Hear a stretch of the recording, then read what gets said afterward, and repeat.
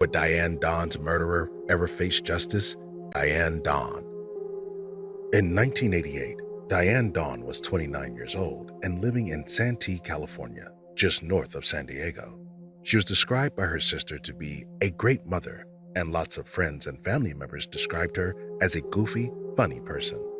She was also a talented musician, known to play the violin and the guitar, and she loved to draw. But on May 2, 1988, when she didn't show up for work at the San Diego Transit Corp, her co-workers found it strange and decided to visit her home to check on her.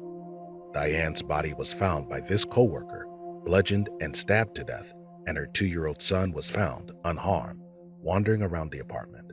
Police began an extensive investigation right away to catch her killer, but little was uncovered, and for the next 34 years, her murder would remain unsolved. After the murder, Diane's son Mark was adopted by a family friend, but visited his biological family as often as possible. Even though he was only a toddler, he still, of course, struggled with the loss of his mother. Looking back, some of the struggles you go through is you feel alone because of what you went through.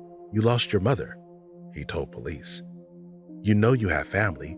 You know you have family who loves you, but sometimes you do feel alone all the time.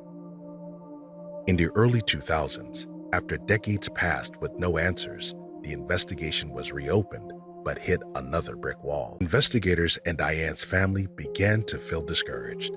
Would Diane Daun's murderer ever face justice, and would they ever get the closure they'd been seeking? It wasn't until 2020 that there would be a significant break in the case. Through the use of genetic genealogy, investigators were finally able to make a DNA match, and it tied to Warren Robertson. Genetic genealogists used Robertson's DNA profile to create 9 family trees consisting of nearly 1,300 people who were related to him either by blood or marriage. From there, direct relatives were able to provide their DNA samples to definitively prove a relationship to Robertson. Robertson moved out of state to Indiana after the murder, where he died in a house fire in November of 1999 at the age of 39, allegedly from smoke inhalation. But at least Diane's loved ones finally have a bit of closure, even if it was received 34 years later. Diane's now grown son, Mark, said he was blown away that his mother's murder was solved after so long and with such a small piece of evidence, and he applauded the advancements in technology that led to this discovery.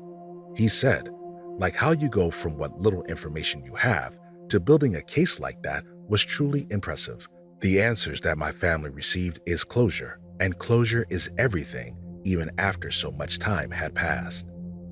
Diane's sister, Victoria Daun Minter, also spent her life fighting for answers in this case.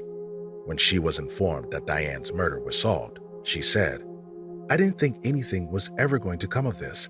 I thought I myself was going to go to my grave not knowing."